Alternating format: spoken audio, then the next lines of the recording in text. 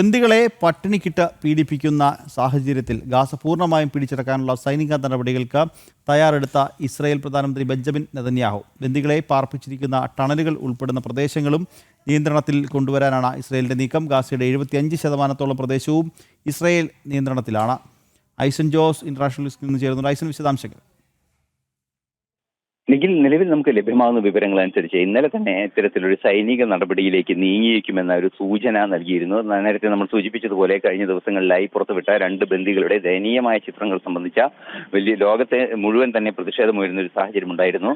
അതുപോലെ തന്നെ ഇസ്രായേൽ പൗരന്മാരുടെ ഇത്തരത്തിലുള്ള പൗരന്മാരെ ഇത്തരത്തിൽ ക്രൂരമായി പീഡിപ്പിക്കുന്ന ഒരു നീക്കം ഹമാസിന്റെ ഭാഗത്തു നിന്നുണ്ടാകുന്നതിനെതിരെ ശക്തമായ പ്രതിഷേധവും വളർന്നു വരികയും ചെയ്തു. ഇതിന് പിന്നാലെയാണ് ഗാസയുടെ സമ്പൂർണ്ണ നിയന്ത്രണം ഏറ്റെടുക്കുന്നതിനുള്ള ഒരു നീക്കം ഇപ്പോൾ ഇസ്രായേലിന്റെ ഭാഗത്തു നിന്നുണ്ടാകുന്നത് എന്നാണ് അറിയാൻ സാധിക്കുന്നത്. ഇസ്രായേൽ സൈനിക മേധാവി ഉൾപ്പെടെ ഇതിനായി ചില അനുകൂല നിലപാടുകൾ സ്വീകരിച്ചു എന്നാണ് അറിയാൻ സാധിക്കുന്നത്. നേരത്തെ ഇസ്രായേൽ സൈന്യം ചില എതിർപ്പുകൾ രേഖപ്പെടുത്തിയിരുന്നുവെങ്കിൽ കൂടി ഇപ്പോൾ ഇസ്രായേൽ സൈനിക മേധാവി ഉൾപ്പെടെ ഇതിന് അനുകൂലമായ നിലപാട് സ്വീകരിച്ചിട്ടുണ്ട് എന്നാണ് അറിയാനും സാധിക്കുന്നത്. നിലവിലെ സാഹചര്യത്തിൽ ശക്തമായ നടപടിയിലൂടെ ഗാസയുടെ പരിപൂർണ്ണ നിയന്ത്രണം ഏറ്റെടുക്കുക. നിലവിൽ ഗാസയുടെ ഏതാണ്ട് 75% എന്നാണ് ഇസ്രായേൽ സൈന്യവും അതുപോലെ തന്നെ ഇസ്രായേൽ പ്രധാനമന്ത്രിയും അറിയിക്കുന്നത് തങ്ങളുടെ നിയന്ത്രണത്തിലുള്ള പ്രദേശമെന്ന്. ഇപ്പോൾ ആ ബാക്കിയുള്ള 25% കൂടി പൂർണ്ണമായും നിയന്ത്രണത്തിലാക്കുക എന്ന നീക്കത്തിന്റെ ഭാഗമായുള്ള സൈനിക നടപടി ഉണ്ടാകുമെന്ന മുന്നറിയിപ്പാണ്, അല്ലെങ്കിൽ അത്തരത്തിലുള്ള സൂചനകളാണ് വരുന്നത്. സൈനിക ക്യാബിനറ്റും അതുപോലെ തന്നെ ബന്ധപ്പെട്ട ക്യാബിനറ്റുകളും എല്ലാം തന്നെ ഇക്കാര്യത്തിൽ ചില നീക്കങ്ങൾ നടത്തുന്നുണ്ട്. പക്ഷേ വെടിനിർത്തൽ ആവശ്യമുണ്ട് എന്ന ഒരു നിലപാട് സ്വീകരിക്കുന്ന ഒരു വിഭാഗം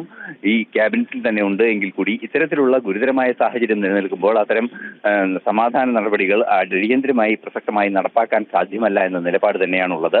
തീർച്ചയായും ശക്തമായ ഒരു സൈനിക നടപടിയിലൂടെ പൂർണ്ണമായും ഗാസ നിയന്ത്രണത്തിലാക്കുകയും അതുവഴി ഹമാസിനെ പൂർണ്ണമായും അധികാരത്തിൽ നിന്ന് ഒഴിവാക്കുകയും നിരായുധീകരിക്കുകയും ചെയ്യുക എന്ന നീക്കത്തിന്റെ ഭാഗമായുള്ള നടപടികളാണ് ഇസ്രായേലിന്റെ ഭാഗത്തു നിന്നുണ്ടാകുക എന്നാണ് അറിയാൻ സാധിക്കുന്നത്. അത്തരത്തിലുള്ള നീക്കങ്ങളുടെ തുടക്കമായാണ് ഇപ്പോൾ ഈ ക്യാബിനറ്റ് ഉൾപ്പെടെയുള്ള കാര്യങ്ങളിൽ ഇത്തരം വിഷയങ്ങൾ ചർച്ചയാകുന്നതും നടപടികളിലേക്ക് നീങ്ങാനുള്ള ഒരുക്കങ്ങൾ ബെഞ്ചമിൻ നെതന്യാഹുവിന്റെ നേതൃത്വത്തിൽ നടക്കുകയും ചെയ്യുന്നത്. ശരി ഐസൻ, തുടരുക.